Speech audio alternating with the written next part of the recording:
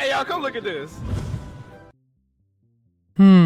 Is it racist to give some races abilities others don't have? What's up, Goblin Nation? It's Jibrian back to cover some more Rell mysteries. There's still so much we don't know about how the game is going to handle some things, and something I realize no one is discussing is how races are going to work. There are a lot of theories floating around, and I'm going to go over some of those and then share my thoughts on what's most likely to be in the game. Before we get into the vid, don't forget to like and subscribe because I'm almost at 2k and I can't let Hypnos catch up to me. And join the Discord to talk things Rell and share your ideas and theories. Now that that's out of the way, buckle in because delicious times are ahead of you. The first race I want to go over are the Minks. These were first shown when Beppo was introduced. In the show, they have two main traits that I think would be added to Rell. The first is their electro fighting style. This would work as its own fighting style, and I even think this is kind of confirmed since you can see it in the inventory during one of the teasers. So it's not confirmed if you have to be a Mink to use electro, and since it's in the inventory, I actually don't think you do have to be a Mink, since it's next to the other fighting styles. Some cool ideas would be letting us use the electric effect on weapons. This would be a cool addition that maybe you have to use a high mastery. This would add a lot of depth to the fighting style. The second trait is more important, I think. It's the Sulong transformation. Minks are only able to do it during a full moon. I don't see how they could add this to the other races without making it super weird, but if only Minks get it, it could be pretty unbalanced, so honestly I'm stumped. They could make it only happen during rare full moons, but that would be really inconsistent. I'm sure we'd start seeing guides like,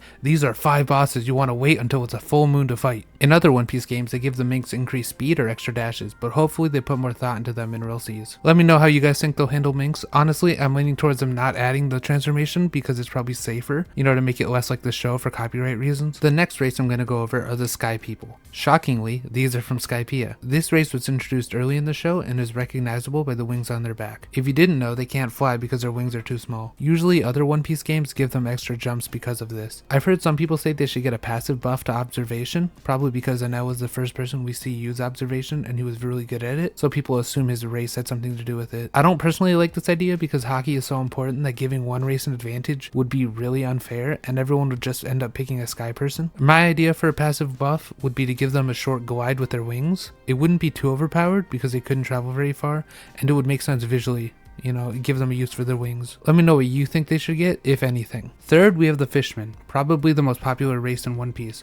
The Fishmen are half fish and half man, obviously. I've probably had the most conversations about the Fishmen compared to the other races because the ocean is so important in One Piece. In the show, Fishman can breathe underwater, attack using water-based moves, and swim faster than the other races. Hopefully, I don't have to explain why this would be incredibly overpowered, maybe even more than giving Sky People an observation buff. Swimming faster would make so many parts of the game way easier.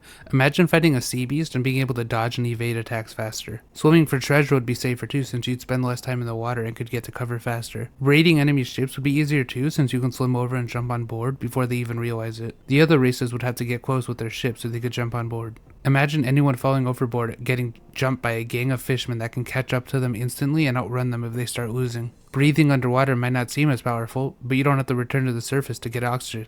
And all that time adds up. Imagine if we discovered that one of the best rare item farms is underwater treasure. Depending on how deep it is, they could gather items up to twice as fast as someone that has to return for air. Not to mention, if we have to spend time getting better diving equipment to dive longer, Fishman can just skip that step entirely and get straight to looting. And if you think those two things weren't good enough, on top of water breathing and swim speed, Fishmen also get exclusive access to a water-based fighting style. Fishman Karate was also shown in the inventory during one of the sneaks, so I don't think it'll end up being exclusive to Fishmen. Maybe they'll get a light buff to it, but that seems unlikely. I'd prefer if fighting styles are separate from races so people could have more variety in their builds. Like using Fishman Karate but being like a Mink or something, At first I thought races would just be cosmetic only, for balancing reasons, since you don't spin for them like in other games, like Shinobi Life 2. You can also just select your race during character creator, so it doesn't really seem like there's like a rare or, a common one. But someone actually pointed out how goofy it would be if Fishman could drown, and I actually agreed. Let me know what you think Fishman should get in the comments below. Okay, this next one isn't technically a race, but they always treat it like one in these One Piece games. Cyborg, everyone's favorite mechanical race. We've already seen evidence of these existing, but honestly, they remain largely a mystery. Can you start as a cyborg? Maybe, but I think it's more likely that you find pieces as equipment you put on.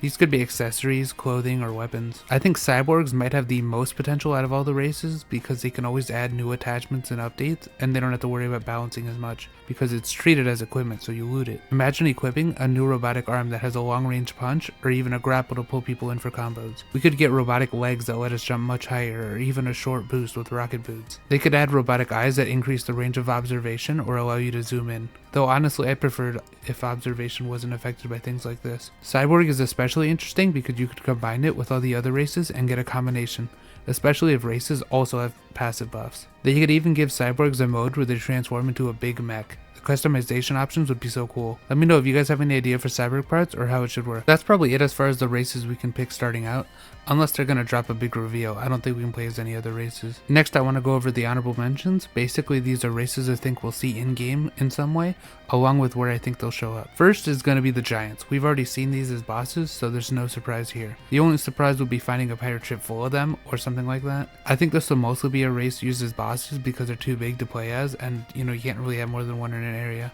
Then there's a three-eyed tribe. You don't see much of them in the show, and honestly, I think they'd probably just end up being a cosmetic choice when you make your character. Like picking 3 eyes instead of 2. There are also the dwarves from Dressrosa, but I honestly don't think we'll see them in the game at all. I just think they're too small to be included aside from maybe like a joke character. Next there are the long arm and long leg tribe. These are goofy looking and probably won't be in the game either. I could also see these as a joke character. We could also end up seeing merfolk in the game, and honestly I think there's a good chance we'll see a mermaid NPC at some point. I know early on they showed a King Neptune boss, but who knows how much they've changed his design. He could be a giant now for all we know. Adding them as playable would be a headache for designing clothing, and they're also basically just less cool fishmen. Another race we'll probably see is zombies. While kinda not a race, I'd say they're similar to cyborgs where they're artificial. We'll probably fight these at the game's version of Thriller Bark. The last race I want to talk about is the Lunarians. This is one of the more popular races, even though there's really only one of them in the show, probably because they get edgy wings and can manipulate fire. Plus they can actually fly with their wings, unlike some races. I believe that's all the races in One Piece. I don't think they're gonna make up any races and add their own. Let me know if I missed any races that you think might be in the game. If you got this far in the video and you haven't subscribed, well, go subscribe right now. You still have time. It's okay. I won't take it personally, as long as you do end up subscribing. As always, if you enjoyed, don't forget to like. Wait, I already said that. Hope you enjoyed the video, and I'll be back with another one. I think I can get another one out this weekend. I'm trying to upload more often. I don't know if the next one will be Rell related, but maybe. There's always a chance. It's kind of easy to come up with ideas right now, but I know I'm gonna run out soon, so I'm trying to space them a bit. Anyways, see you next time. Bye.